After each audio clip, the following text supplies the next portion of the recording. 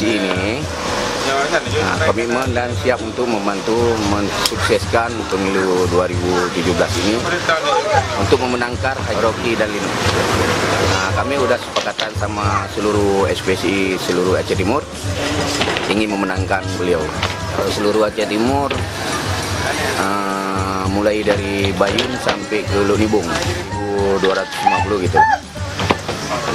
SPSI ingin memenangkan Rocky. Kalau menurut kami ini cukup dengan anggota dan keluarga anggota karena beliau ini ya cukup banyak membantu kami baik dari segi material maupun dari segi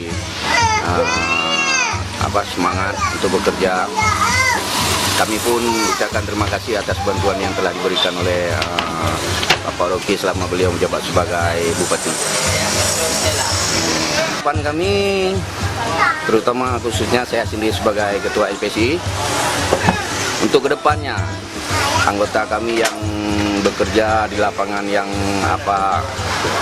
cukup becek macam ini, untuk ke depan kalau Bapak Rocky terpilih jadi Bupati, kami ingin meminta bantuan lapangan yang maksimal dan transportasi tolong dibantu buat kami, buat kelancaran kinerja kami dan anggota kami.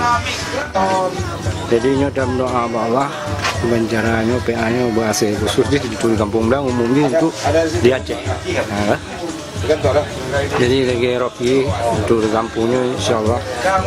Jadi untuk di kampungnya Rocky-nya bermasyarakat. Masih sibuk di timnya musibahnya di kampung Kota Blangnya. Juga pasti gak tahu ya karena dan agak hidup semangat lah ala kadar. Jadi kira aku lagi yang sila semuanya benar betul-betul untuk kampungnya.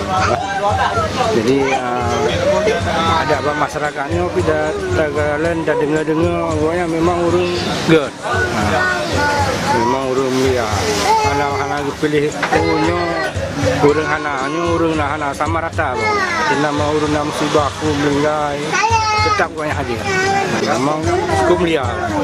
Dan si putu dia nak dakwah tanpa kamu undang tetap kerja guna. Nah, kamu terima kasih sangat. Khusus awak Kampung Blang Bupati terima kasih. Jadi lagi kemuanya memang macam-macam perjuangan semuanya. Seluruh awak Kampung Blang. Saya tak dengar punya nak kapan boleh lorong mandum lagi kan memang good. Dilung karena kita dalam Rocky Pak Rocky dong kalau ikut gaknya sih mau tengah-teng.